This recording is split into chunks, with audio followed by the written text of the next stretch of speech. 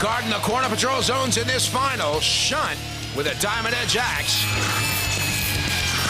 And joining him for her first appearance tonight, Matilda with her tusks of doom. 3, 2, 1, action. Here we go for the international final.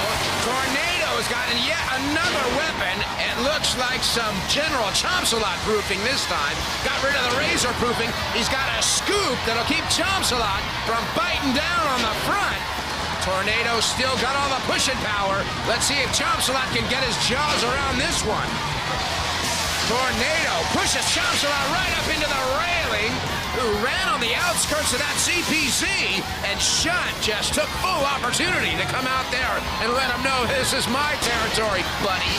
Tornado comes in behind Chompsalot and just making matters worse for poor General, as Shunt is not letting go of this headlock, and Chompsalot wisely gets out of the way, pulls a wheelie up over Tornado, and Tornado hits the pin trigger. Wow, these guys definitely want to win. They're trying really hard, and they put Chompsalot on the edge of the pin. Oh, can he get out of this one before Tornado puts him down? Chompsalot in full reverse mode, and Tornado is too much for him. What a great final.